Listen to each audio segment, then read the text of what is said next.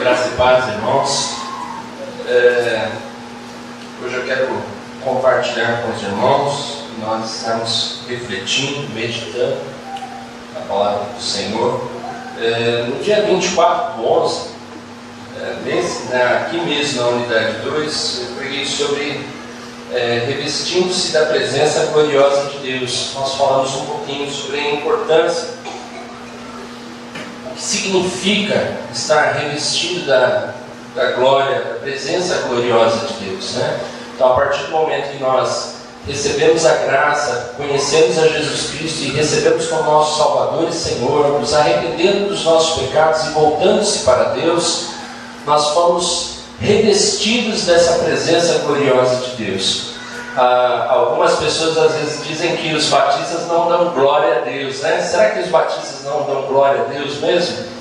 Se nós observarmos lá em João capítulo 15, versículo 8, o próprio Jesus, o Senhor Jesus, ele disse assim, que a glória do meu Pai é manifestada por meio do fruto que vocês produzem. E assim vocês são verdadeiramente meus discípulos. Então, os batistas também dão glória a Deus, só que a nossa maneira é diferente. Nós damos através do fruto do Espírito Santo, daquilo que o Espírito Santo já tem trabalhado em nossas vidas. Então, à medida que nós nos enchemos, buscamos mais a face do Senhor, nos consagramos mais, nos santificamos mais cheios do Espírito nós estamos, mais cheios desse fruto do Espírito, que é o amor, a alegria, a paz, paciência, amabilidade, bondade, fidelidade, humildade, domínio próprio. E esse é o caráter de Deus. Deus é cheio de compaixão, misericórdia, bondade. Então, nós falamos no dia 24, do 11, nós falamos sobre revestindo-se da presença gloriosa de Deus. Hoje nós vamos falar sobre refletindo a presença gloriosa de Deus. Não revestindo-se, mas refletindo, a presença gloriosa de Deus. E a nossa pergunta é: como podemos refletir a presença gloriosa de Deus diante daqueles que vivem nas trevas, para que venham para a luz? Eu quero convidar os irmãos a abrirem as suas Bíblias em Mateus capítulo 5, versículo 14 ao 16. Mateus capítulo 5, versículo 14 ao 16. Novo Testamento, depois de Malaquias, antes de Marcos. Mateus capítulo 5, versículos 14 ao 16.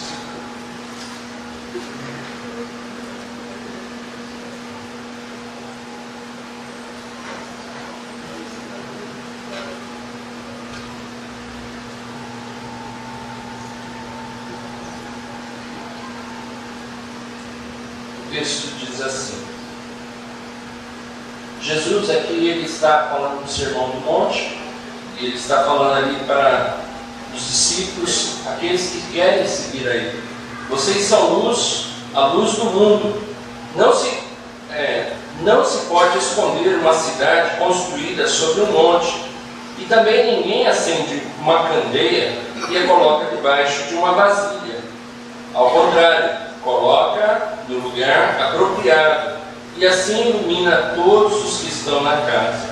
Assim brilha a luz de vocês diante de todos os homens, para que vejam as suas boas obras e glorifiquem ao Pai de vocês que está nos céus.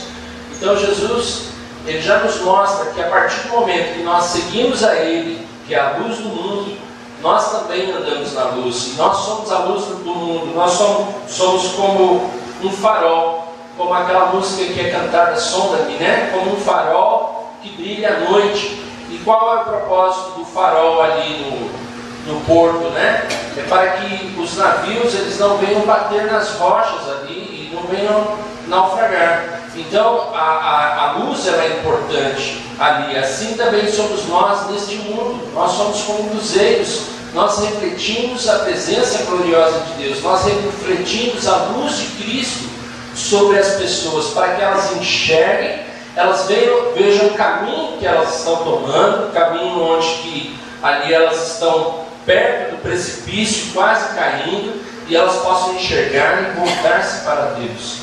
Mas como nós vimos aqui, como nós podemos refletir essa presença gloriosa de Deus diante daqueles que vivem nas trevas, para que venham para a luz? Então nós vamos ver o que fazer e como fazer isso, né? Então nós precisamos primeiro saber o que fazer. Então o primeiro ponto mostra que nós precisamos deixar que Deus nos transforme à imagem de seu Filho Jesus. Se nós não formos lapidados por Deus, como o barro e ali o oleiro que é Deus, que vai nos moldar, se nós não deixarmos Deus nos transformar à imagem do seu Filho Jesus, nós não conseguiremos refletir essa presença gloriosa dele.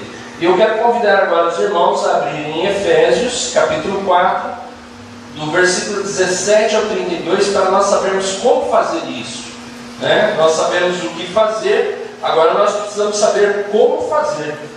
Efésios, depois de Mateus, Marcos, Lucas, João, Atos, Romanos, Coríntios, Gálatas, Efésios, antes de Filipenses. Então depois de Gálatas e antes de Filipenses, Efésios capítulo 4, versículo 17 ao 32.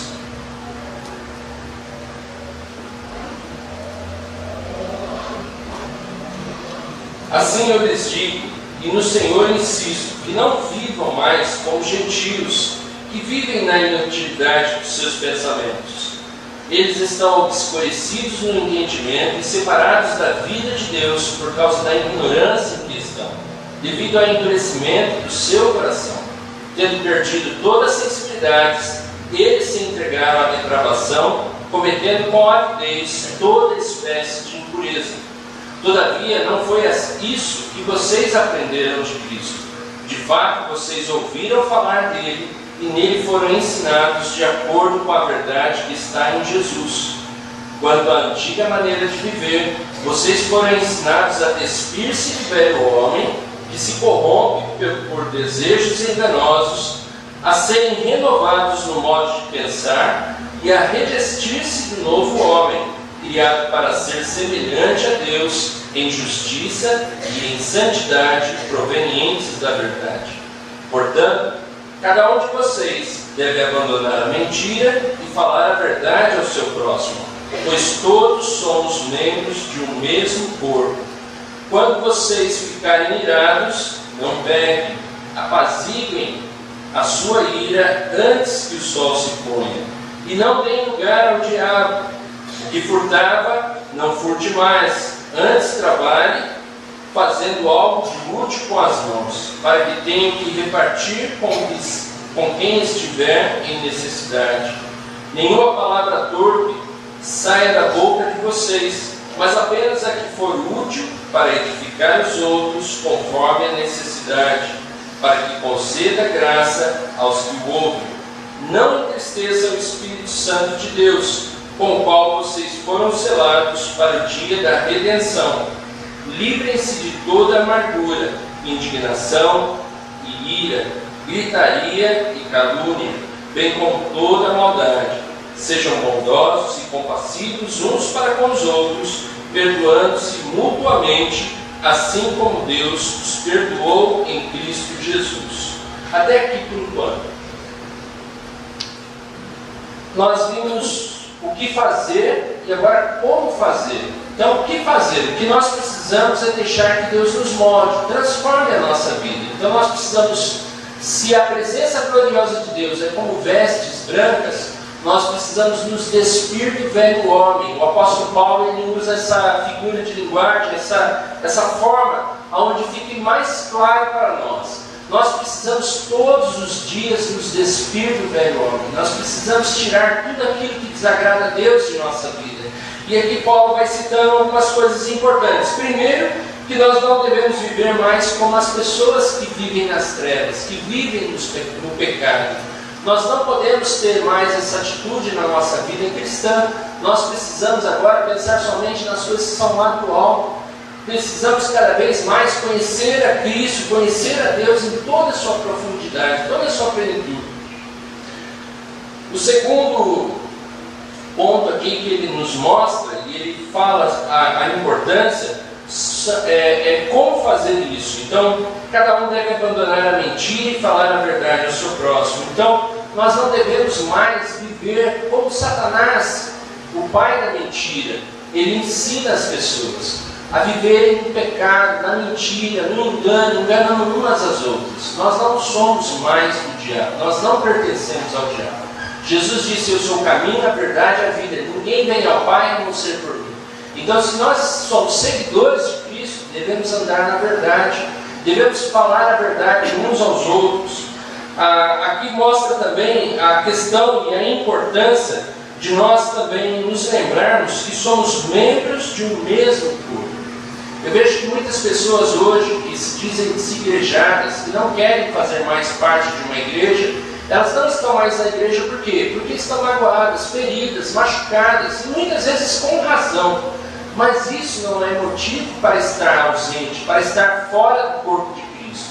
Nós devemos estar unidos, nós devemos aprender a amar uns aos outros, suportar uns aos outros, ter paciência uns com os outros, falar a verdade uns com os outros, mesmo que outros não falem a verdade, mas nós devemos, com toda a paciência e com todo amor, ajudar esses irmãos a estarem andando no caminho do Senhor, a estarem deixando que Cristo nos transforme por essa renovação do entendimento, do pensamento. Então é isso que nós precisamos fazer, e é dessa forma que nós precisamos mudar. E aqui mostra a questão da ira, que nós precisamos deixar com que a ira não nos controle. Não é pecado irar-se. Se nós vemos, por exemplo, uma senhora idosa atravessando uma rua e de repente um jovem ali, uma pessoa ali agredindo ela, é claro que no nosso coração vai ter que haver essa indignação, mas nós não podemos chegar ao ponto de querer fazer a justiça com as próprias mãos. Nós devemos dar a nossa vida pelos outros, nós devemos ajudar os outros, socorrer as pessoas, mas nunca fazer a justiça com a própria mão. Já falei muitas vezes de um casal ali de músicos, onde o marido é empresário e a esposa era uma cantora, e ali eles naquela discussão, briga, porque ela já tinha ganhado bebê, já tinha 6 meses, e ali na verdade ela não estava mais fazendo shows. Ele ficou muito irado, muito nervoso, e ele pegou, sem perceber, bateu no carro. E ali ele foi discutir com o Senhor, e naquela ira, naquela violência dele, ele pegou o bebezinho de 6 meses e atirou contra o vidro. E a mãe, desesperada, pegou o filho de 5 anos também e começou a bater porque estava chorando, que estava fazendo muito barulho. E ali, quando chegou a polícia, os repórteres, e foi passado isso em todos os jornais, todas as redes sociais, e a pergunta que foi feita foi: por que eles fizeram isso? Que crueldade, que maldade. E ali psicólogos e psicanalistas disseram que eles chutaram. Na verdade, eles deixaram que a ira dominasse o coração deles. E eles perderam a razão. Isso é dar lugar ao diabo. Quando nós deixamos com que a nossa velha natureza nos domine, nós estamos dando lugar à carne. Nós vemos que Deus advertiu Caim. Ele disse para Caim, antes de Caim pensar em fazer, cometer o assassinato ali, de matar o seu irmão, o Senhor disse para Caim assim: Caim, por que teu semblante caiu? Por que você está chateado? Olha, se você fizer o certo, eu aceitarei a sua oferta. E ali Deus disse para ele: olha, o pecado está à porta, quer seduzir, mas você pode dormir. Então pode ver que Deus, Ele é um Deus muito amoroso, muito compassivo, cheio de bondade e misericórdia, que quer nos ajudar. E nós precisamos estar mais atentos à sua palavra. Precisamos deixar que Deus nos molde e não deixar ser levados pela carne. A palavra de Deus também nos fala que nós não devemos deixar nenhuma palavra suja, nenhuma palavra que desagrade a Deus saia de nossa boca. Nossas palavras, elas devem construir, elas devem ser palavras que edifiquem uns aos outros, que ajudem aos outros a poderem se fortalecer no Senhor, poderem conhecer e buscar mais a Deus, e não palavras que venham denegrir a imagem do outro, não palavras que venham fazer mal aos outros, não palavras que venham entristecer a Deus. Deus não quer isso de nós. E aqui ele nos mostra, finalizando, que nós precisamos tomar muito cuidado, porque nós temos o Espírito Santo em nossa vida, mas nós podemos apagá-lo, nós podemos fazer com que o Espírito Santo, não significa que o Espírito Santo é uma energia, não é isso, ele é uma pessoa. Mas como é que nós apagamos as pessoas de nossa vida? Quando nós a ignoramos, né? Imagina só, você está num grupo de pessoas ali, e você cumprimenta todos, menos aquela pessoa. Você conversa com todos, menos com aquela pessoa que está junto com você, ali, no seu convívio. Isso faz com que a outra pessoa se entristeça. E ela se sinta o quê? Apagada. Ela se sinta assim, desprezada. E muitas vezes nós fazemos isso com o Espírito Santo. O Espírito Santo está falando no nosso coração. O Espírito Santo nunca nos acusa. A palavra de Deus, ela nos diz que o Espírito Santo ele nos convence do pecado, da justiça e do juízo. O nosso acusador é o diabo. O nosso difamador, aquele que nos difama, é o diabo. O Espírito Santo nunca irá nos difamar, nunca irá nos acusar. Ele sempre irá com a sua voz doce e suave, falar sempre aos nossos corações que nós devemos fazer a vontade de Deus, que nós devemos buscar ao Senhor de todo o coração, que nós devemos deixar ser moldados por Deus. Mas será que nós estamos dispostos a isso? Será que nós queremos realmente ser moldados por Deus? Então nós vamos ver mais algumas coisas. Como fazer? Como que nós podemos mudar? Capítulo 5 agora, versículo 1 ao 14. Portanto, sejam imitadores de Deus, como filhos amados. Veja bem, a palavra de Deus está falando para nós imitarmos o nosso Pai. Filhos têm que ser parecidos com o Pai. E como filhos amados. É assim que Deus nos trata. Deus nos trata como filhos amados dele. E não filhos bastardos, desprezados. Não, Deus ama muito os seus filhos. E Ele quer que os seus filhos sejam parecidos com Ele. Então, como que nós devemos viver?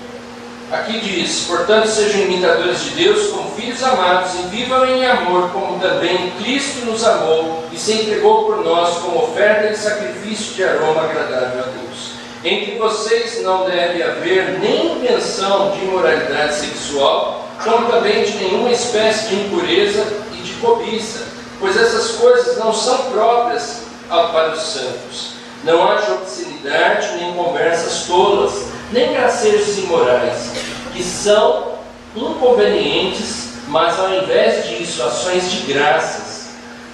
Porque vocês podem estar certos disso: nenhum imoral, ou impuro, ou ganancioso, que é idólatra, tem herança no reino de Cristo e de Deus. Ninguém nos engane com palavras tolas, pois é por causa dessas coisas que a ira de Deus vem sobre os que vivem na desobediência.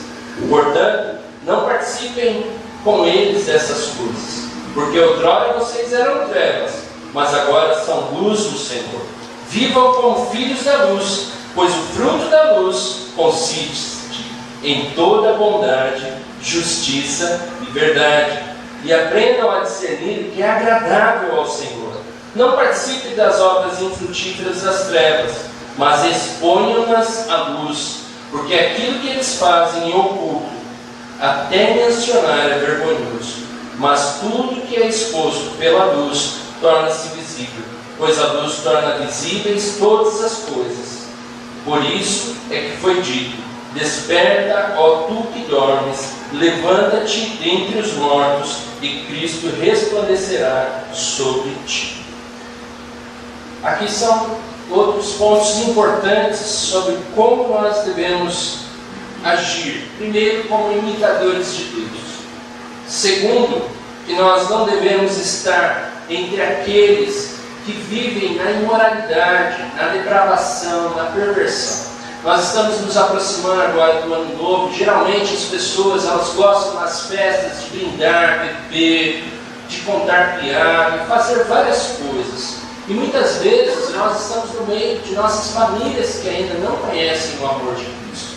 não significa que nós devemos nos afastar dos nossos familiares. Eu conheço uma seita que hoje, ela era aqui de Brás Cubas, e hoje já está num sítio isolado, eles não têm contato com família, com ninguém, lá eles plantam, fazem as coisas, só que eles vivem no cativeiro, lá eles vivem aprisionados, lá eles não têm a liberdade de Cristo. Nós temos a liberdade de Cristo. Jesus não fala para nós escondermos a nossa luz, como ali ele citou o exemplo de esconder uma luz debaixo de uma mesa, né? A luz da candeia. Não, nós não podemos esconder a nossa luz. A luz de Cristo deve brilhar e nós devemos estar no meio dessas pessoas. Mas de que maneira que nós devemos estar?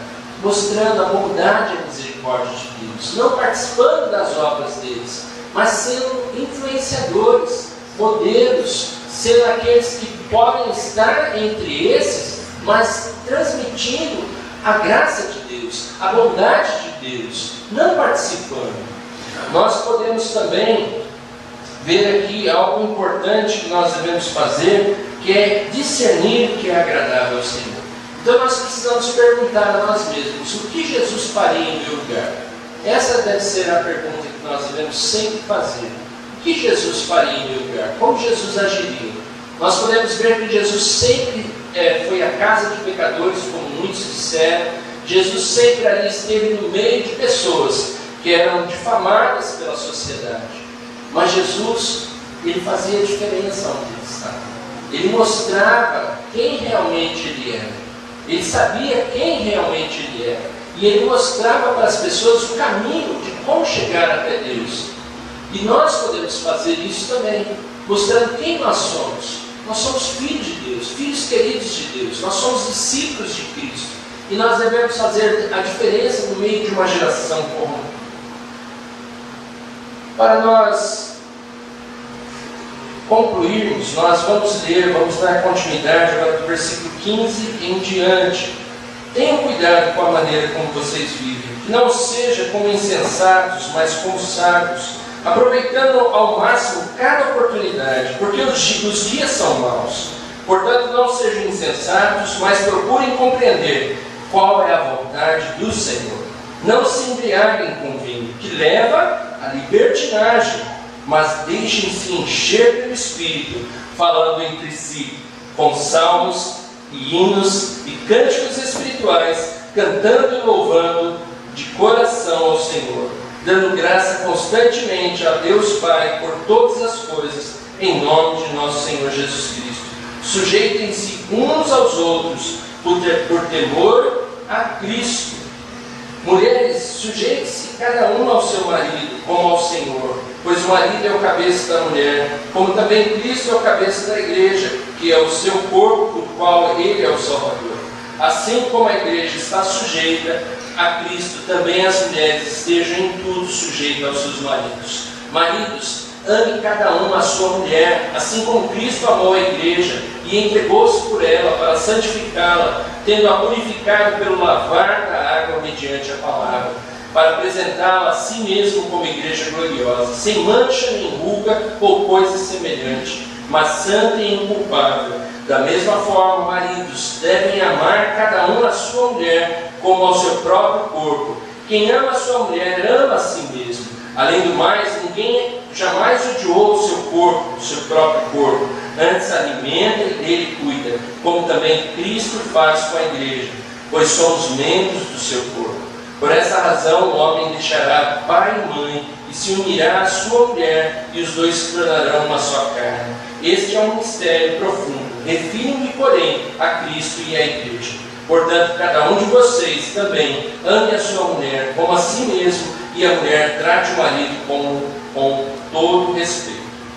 Capítulo 6, versículo 1 ao 4. Filhos, obedeçam aos seus pais no Senhor, pois isso é justo. Honra teu pai e tua mãe. Este é o primeiro mandamento com promessa, para que tudo te corra bem e tenhas longa vida sobre a terra. Pais, não irritem seus filhos, antes criem-nos segundo a instrução do Senhor. Como nós podemos refletir a glória de Deus, a presença gloriosa de Deus, diante daqueles que vivem nas trevas, para que venham para a luz? discipulando nossa família. Esse é o segundo ponto, é o segundo propósito. Nós precisamos trabalhar com a nossa família. Meus filhos já estão jovens, né? As meninas já vão fazer 18 anos já agora, esse ano, começo do ano que vem. E será que acabou minha missão? Cumpri minha missão? Não. Sabe o que eu comecei a fazer lá em casa? Esse estudo de discipulado, os 12 estudos, eu estou fazendo com a minha família novamente. Eu fiz um propósito com Deus. E eu quero trabalhar isso na minha família. Eu quero trabalhar a salvação, desenvolver a salvação. Por mais que eu acho que eles já estão salvos em Cristo Jesus, mas é meu papel, como pai, ajudar os meus filhos a se fortalecer no Senhor. É uma boa oportunidade de nós trabalharmos, de nós conversarmos. Ontem mesmo nós estávamos ali falando da palavra de Deus. Tivemos um momento muito bom, muito agradável. E eu creio que é isso que nós devemos fazer com as nossas famílias. Nós não podemos perder a nossa família de vista. Nós não podemos deixar com que as coisas desse mundo nos envolvam de tal forma que a gente venha colocar Deus sempre em segundo plano na nossa vida. O Senhor Jesus disse para nós buscarmos primeiro o seu reino e a sua justiça. As demais coisas nos serão acrescentadas. E é isso que a palavra de Deus está nos mostrando aqui. Como que nós podemos ter uma família realmente rendida aos pés de Cristo? Se esta família estiver sendo alicerçada na palavra de Deus. E para concluirmos e finalizarmos aqui, agora no capítulo 6, versículos 5 ao 9. Escravos, obedeçam aos seus senhores terrenos com todo respeito e temor, com sinceridade de coração como a Cristo. Obedeçam-lhe não apenas para agradá-los, quando eles observam, mas como escravos de Cristo, fazendo de coração a vontade de Deus. Sirvam aos seus senhores de boa vontade, como servindo ao Senhor e não a homens, porque vocês sabem que o Senhor recompensará cada um pelo bem que praticar, seja escravo, seja livre.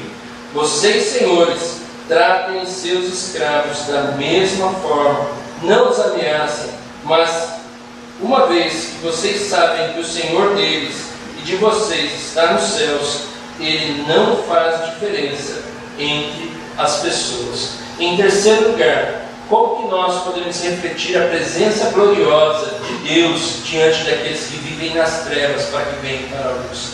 Representando o reino de Deus no nosso trabalho feito para Ele. Nós devemos fazer, seja comer, beber ou qualquer outra coisa, nós devemos fazer tudo para a glória de Deus. Aqui está falando de escravos. Hoje nós não somos escravos, mas nós servimos as pessoas no trabalho. E como empregados, nós devemos servir aos nossos patrões de todo o Brasil, como se fosse ao Senhor. Hoje tem muitas pessoas que não têm dado bom testemunho, não têm dado testemunho de cristãos. E muitos desses patrões não cristãos acabam se escandalizando com o Evangelho. Então nós, como cristãos, nós devemos dar um bom testemunho de Cristo. E em segundo lugar também, como patrões, já fui patrão também, já tive uma empresa, uma microempresa com 3 funcionários. Eu sei quanto é difícil, quanto é a responsabilidade. Mas é importante também, como patrões, não tratarem os funcionários de forma errada, de forma injusta, de forma opressiva, mas tratá-los com todo respeito, com toda dignidade, dando assim um bom testemunho de Deus. É isso que Deus quer. Como que nós podemos fazer? Como que nós podemos refletir a glória de Deus sobre as pessoas? Deixando que Deus nos molde ao caráter de Cristo. Deus nos abençoe.